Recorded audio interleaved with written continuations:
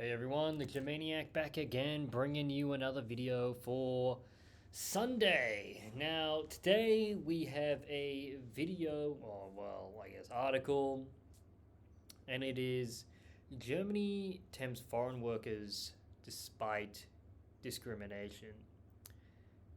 And so this is by DW. Foreign workers in Germany say they have faced more discrimination than anticipated before making the move, a survey revealed. Despite that, the country still seems attractive to many skilled workers.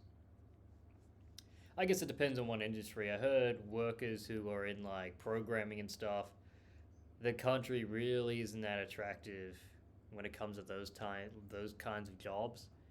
It doesn't really pay a lot in comparison to like the US, where you can be making plenty. And what is it? It's like nearly like from what I heard, don't quote me, but I heard it's like 3 or 4 times more than in Germany, and the tax isn't as big either. So let's get into this article. A survey from the Organization for Economic Cooperation and Development showed that Germany remains an attractive destination for skilled workers from abroad. Obviously, there's many benefits of being in Germany, as you could imagine.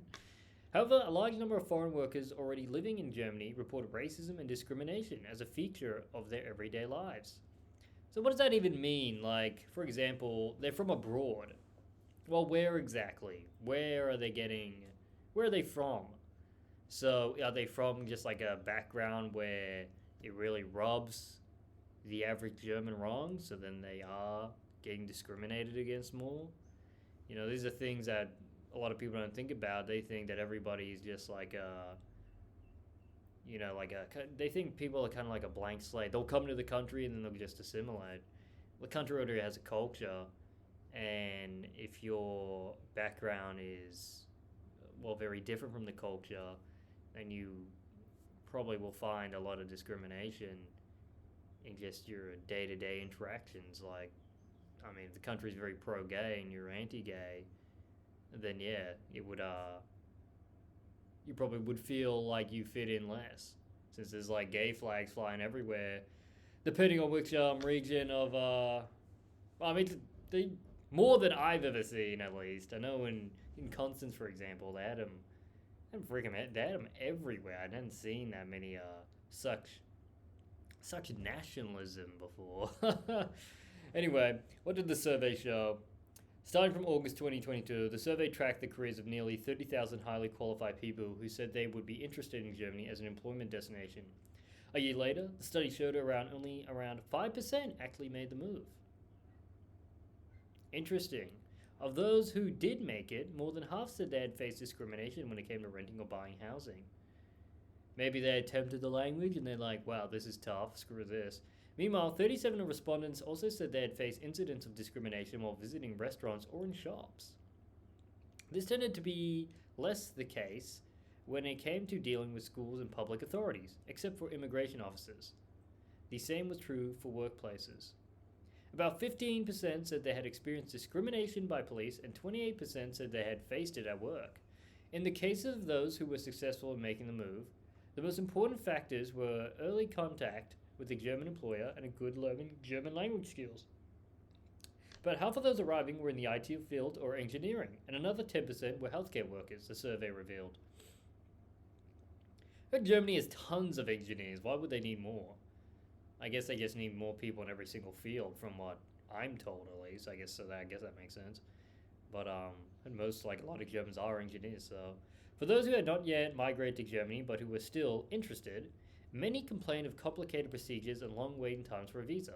Fear of discrimination was also a factor.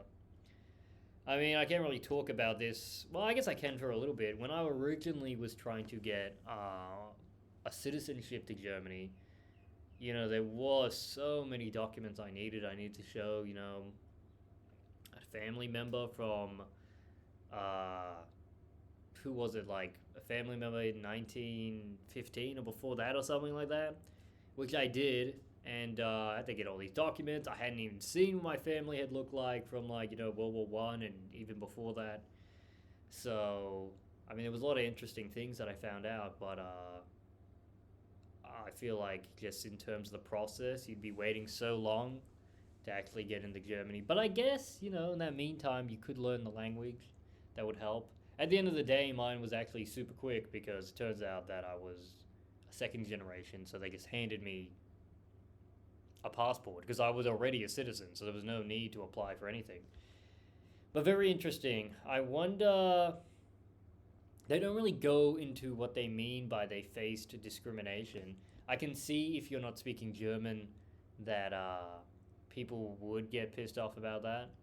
Um, but we're a multicultural society, right? So you don't need to assimilate anymore. So that's fine. No, they can learn to speak English. How about that?